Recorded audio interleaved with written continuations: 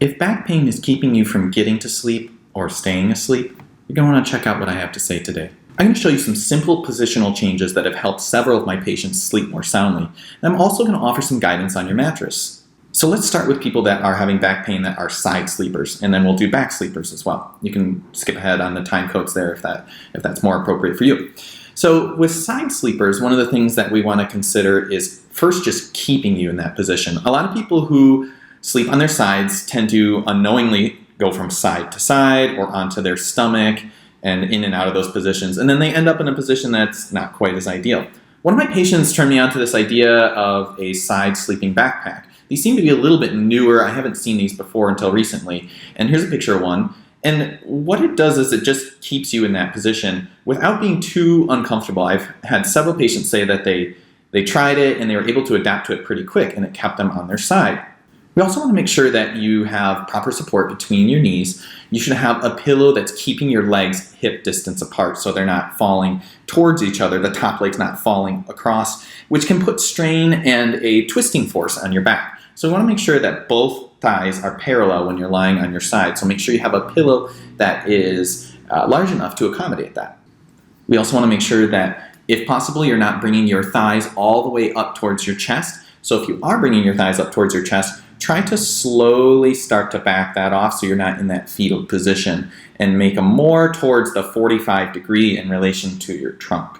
Head should be neutral and supported, so we want to make sure that we have a pillow that's keeping our spine in this position where we're not cranked one side or the other side. And sometimes it helps to have somebody like, a family member, a friend, or a spouse, significant other to look at you from the side and maybe even take a picture to see how your spine and your head and neck are aligned. One thing to consider, especially if you're having low back pain, is to have a supportive towel roll right above the hips. Now, first, the reason for this is if you look at the spine here in side lying, we can see that gravity is going to put force through these lower vertebrae. So a lot of times, especially for lean individuals, you're going to have that force of gravity going down, which is pushing those vertebrae down towards the floor. So sometimes trialing a very small towel roll to support that part of your spine can help reduce or even eliminate back pain in the low back. Hey, are you enjoying the video so far? Be sure to like and subscribe to support the channel. And in return, I'll show you a picture of my Labrador puppy. Thank you. Now moving on to back sleepers, one thing you're definitely going to want to try, if you haven't already, is putting some support under the knees. And sometimes it takes a little bit more than you think. So if you're just putting a thin pillow on there, underneath there, it might not be enough. But the reason for this is when we are bending those knees, we're putting those hamstrings on slack. So it's taking some stress off your low back. So try, if you've tried this before, try it again, but try with a little bit more thickness. Like here's an example of a circular yoga bolster roll. And this works really well for slackening the hamstrings and also taking some stress off the low back. Moving on to stomach sleepers. Now, honestly, there are not a lot of great options here in relation to back pain. Stomach sleeping does have some advantages, but for the purpose of this video, if your back pain is great enough that it's distracting you or you're considering or even looking at this video, then it's obviously bothering you a lot. If you've been sleeping this way your whole life, it can be really difficult to change, but it is possible. You just have to do it slowly and methodically, a little bit at a time. One of the best ways to make this transition is to, again, use props on both sides of you. The side sleeper backpack may be an option, and then also putting some pillows in front so you're not as likely to immediately go onto your stomach without knowing it. I've seen several patients make this transition, and it really helped their back pain transitioning either to a sideline or a back sleeping position. Some other things to consider if you've done all these things is inspecting your bed. How old is your mattress? If you have a spring mattress, typically they'll last for a total of 10, maybe 15 years depending on the manufacturer, and you'll want to look at those kind of recommendations to figure out exactly how long the mattress is supposed to last. Many mattresses you can flip at least once, so if that's something you haven't considered, again, look at what the manufacturer says. But if you have a spring mattress, and you want to make sure that you're not seeing any visible dips, or like especially if you lie down, sometimes it's not always visible, but if you lie down on it, you'll be able to feel a difference in the contour.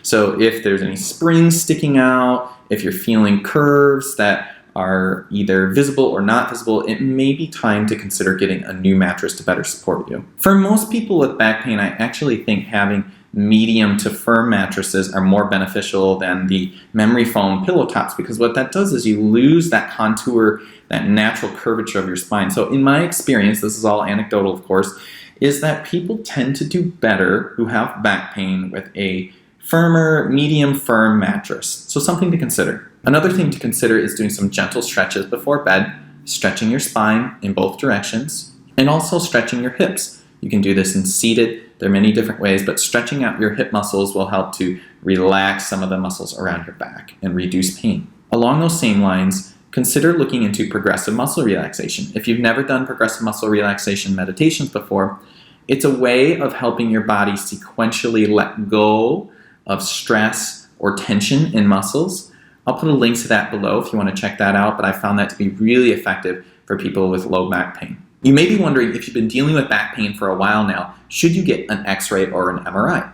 Well, it's something to consider. I would always start with talking to your healthcare provider first. So if you have a primary care provider, definitely see them. Let them know what's going on. What positions are you sleeping in? Have you tried some of the things in this video? If you're still dealing with those things, a lot of times they will tell you to go to physical therapy first. It may be different if you have some other red flags, like if you're having ongoing numbness, tingling, bladder bowel changes. Those are just a few examples. Or diffuse, intense, gnawing pain in your back. Those are all signs that something more serious may be going on. Not necessarily, but worth investigating. So always talk to your healthcare provider first. One other thing to consider is, and I hear this from my patients all the time, is the only thing that's comfortable is sleeping in their recliner. If this is the case, you really ought to get this checked out, because that may be the sign that something a little more serious is going on, like stenosis. There can be other things that cause this kind of position to be the only thing that's comfortable. And it's very treatable with the right treatment. If you've watched this far and you'd like to support us in making more videos like this, please hit the thanks button below. And if you've tried all these things and you're still not feeling better, most states you can get direct access to a physical therapist. And physical therapists can screen you and determine if you do need to go right to your physician, or if you have easy access to your physician or other primary care provider, definitely start there. A lot of times physical therapy can really help improve people's sleep. When you improve their flexibility, their strength, things start to balance out more and their sleep improves as a result. So try searching for something like physical therapists near me. And if you're watching this in the Lansing area and you're looking for help to improve your sleep, check out our website at healthyconsumerpt.com for more information. Thanks so much for tuning in today, and I look forward to seeing you next time.